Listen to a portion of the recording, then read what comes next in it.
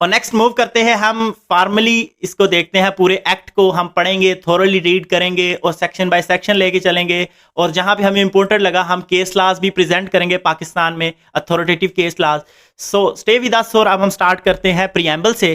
तो प्रीएम्बल ये कहता है कि एन एक्ट टू डिफाइन और amend the law relating to certain kinds of reliefs, यानी कि ये ऐसा एक्ट है जो कि डिफाइन करेगा या अमेंड करेगा रिलीफ, सर्टन टाइप्स का रिलीफ। जैसा कि हमने देख लिया कि रिलीफ कौन कौन से हैं, ठीक है। तो ये उनके रिलीफ्स को अमेंड करने के लिए और उनको डिफाइन करने के लिए जो है ये एक्ट लाया गया। इसके नेक्स्ट फर्दर पढ़ें तो लिखा है it is expedient to define whereas it is expedient to define and amend the law relating to certain kind of specific relief obtainable in civil courts, it is hereby enacted as follow।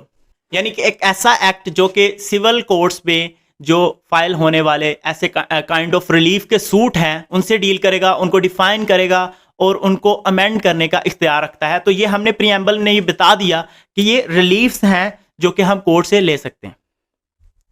So moving on, section 1 as per the convention जो है वो हमेशा जो है वो एक title का section होता है और इसमें हमें इसका टाइटल देखने को मिला कि दिस एक्ट में be called specific relief act 1877 और ये एक्सटेंड करेगा होल ऑफ पाकिस्तान को और इसकी कमेंसमेंट जो है वो 1 मई 1877 से जो है वो स्टार्ट होगी। दरअसल ये एक्ट जो है वो 7 फेब 1877 को जो है वो बनाया गया था और फिर ये 1 मई से जो है वो वजूद में आ गया, यानी कि इन फोर्स आ गया। और सेक्शन 2 जो है वो रिपील हो चुका है, अमेंड हो चुका है 1891 में। सो moving on, section number 3, section 3 पे मूव करते हैं। तो सेक्शन 3 जो है वो एक इंटरप्रिटेशन क्लास है जिसमें हमें कुछ जो है वो डेफिनेशंस दी गई हैं। ऑब्लिगेशंस को जो है वो बताया गया कि ऑब्लिगेशन से क्या मुराद है। तो ऑब्लिगेशन जो है वो इसमें कहा गया है जिस तरह के कि कोई भी ऐसी ड्यूटी जो हमारे ऊपर लॉ इन्फोर्स करता है तो वो हमारी ऑब्लिगेशन है। इसी तरह ट्रस्ट को एक्सप्लेन किया गया है कि ट्रस्ट क्या है। तो ट्रस्ट जो है इसमें कहा गया कि every species of express employed और कंस्ट्रक्टिव फिडुशियरी रिलेशनशिप। जिस तरह के हमें ट्रस्ट का पता है कि वो एक ऐसा रिलेशनशिप है जिसमें एक बेनिफिशरी के बेनिफिट के लिए एक ट्रस्टी मुकर्रर किया जाता है और एक प्रॉपर्टी जो है वो उस या एक इंटरेस्ट जो है वो ट्रस्ट के ऊपर दे दिया जाता है। तो इसको जो हम ट्रस्ट कह सकते हैं और ट्रस्टी वो पर्सन होगा जो कि एडमिनिस्टर कर रहा होगा उस property for the sake of beneficiary. Moving on, इसकी जो इलस्ट्रेशंस हैं वो आपने खुद रीड करनी है और अगर उनमें कोई मसला हो तो आप कमेंट सेक्शन में बोलिएगा। सो हम आगे मूव करते हैं। सेटलमेंट से मुराद एक ऐसा इंस्ट्रूमेंट है जो कि हमारा राइट कोई ऐसा डिस्पोज ऑफ करता है जो कि सक्सेसिव राइट है, यानी जो राइट हमें विरासत में मिला है सवाए वो विल और कोडिसिल से आया। विल कहते हैं वसीयत को और कोडिसिल उसके साथ सब्सटीट्यूटरी, विल का कोई सब्सटीट्यूटरी डॉक्यूमेंट हो। सवाए इन दो डॉक्यूमेंट्स के अगर कोई भी ऐसा डॉक्यूमेंट है जो कि सक्सेसिव इंटरेस्ट को डिस्पोज ऑफ करता है उसको हम सेटलमेंट कहते हैं। सक्सेसिव इंटरेस्ट, विरासती इंटरेस्ट, ठीक है। नेक्स्ट इसमें बता दिया गया कि word defined in contract act, यानी कि ऐसे वर्ड जो अक्कर कर रहे हैं इस एक्ट के अंदर लेकिन वो डिफाइन नहीं किए और कॉन्ट्रैक्ट एक्ट में वो डिफाइन किए गए हैं तो उनको सेम मानी होगा जिस तरह के कॉन्ट्रैक्ट एक्ट में हम लेते हैं। Moving on, section number 4।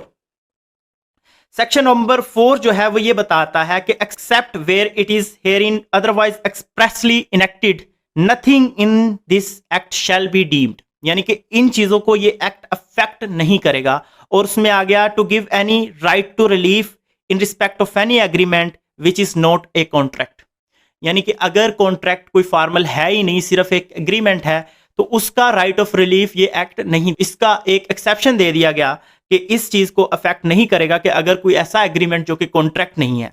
इसके अलावा to deprive any person of any right to relief other than specific performance which he may have under any contract. So वो पर्सन जो है वो अपना राइट जो कॉन्ट्रैक्ट में उसने मांगा है वो खुद से इन्फोर्स करवा सकता है और जरूरी नहीं है कि ये एक्ट उसको अंडरमाइन करे।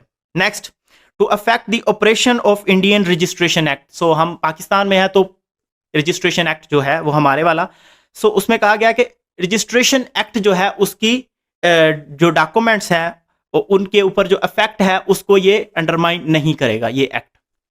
तो सेक्शन 5 जो है वो ओवरव्यू दे रहा है हमें उन्हीं रिलीफ्स का जो कि मैं ऑलरेडी बता चुका हूं। तो वो ये कहता है, ए में ये कह रहा है कि by taking possession of certain property and delivering it to claimant, जो कि हमने अभी एक्सप्लेन किया। उसके अलावा by ordering a party to do very act which he is under an obligation to do, और by preventing a party from doing a very act which is under obligation not to do, यानी कि preventive relief. आगे वाले section में हम देखेंगे इसको preventive relief कहा जाता है। सो ये ओवरव्यू दे दिया गया हमें जो है वो रिलीफ्स का। और by determining and declaring the right of party, यानी कि डिक्लेरेशन के थ्रू, यानी compensation other than award of compensation, जो उनकी राइट डिक्लेयर करने हैं, यानी कि एक डिक्लेरेटरी डिक्री के तौर पर। और उसके अलावा बाय अपॉइंटमेंट ऑफ रिसीवर। सो ये एक्ट ने जो है वो हमें ये वाले सेक्शन नंबर 5 ने हमें जो है वो एक ओवरव्यू दे दिया, जो कि रिलीफ हम इस एक्ट में पढ़ने वाले हैं। Moving on to section number 6, इसमें प्रिवेंटिव रिलीफ का बताया गया कि प्रिवेंटिव रिलीफ जो है वो जो हमने सेक्शन नंबर 5 जो पीछे पढ़ा है उसकी क्लास सी में जो कि कहा गया था, by preventing a party from doing what he is under an obligation not to do, यानी कि किसी को रोकना जो कि वो अंडर एन ऑब्लिगेशन है, उसकी ड्यूटी है कि वो उससे रुके, यानी वो काम वो ना करे। Moving on to section number 7, इसमें कहा गया है कि relief not granted to enforce penal law, कि स्पेसिफिक रिलीफ जो है उसको ग्रांट नहीं किया जा सकता किसी भी पीनल लॉ को इन्फोर्स करने के लिए। सो ये थे, हमने पार्ट 1 देख लिया एक्ट का, सेक्शन नंबर 7 तक देख लिया। नेक्स्ट हम जो है वो पोजेशन वाले सेक्शन 8 से स्टार्ट करेंगे और हम फर्दर जो है वो इन डिटेल हम सारे रिलीफ्स को डिस्कस करेंगे। आप हमारे चैनल को सब्सक्राइब करें, और अगर कोई चीज़ समझ नहीं आती तो आप हमसे कमेंट सेक्शन में पूछ सकते हैं, और हम जो है वो नेक्स्ट थोरली एक्ट्स को एक्सप्लेन करते रहेंगे। तब तक के लिए अल्लाह हाफिज़।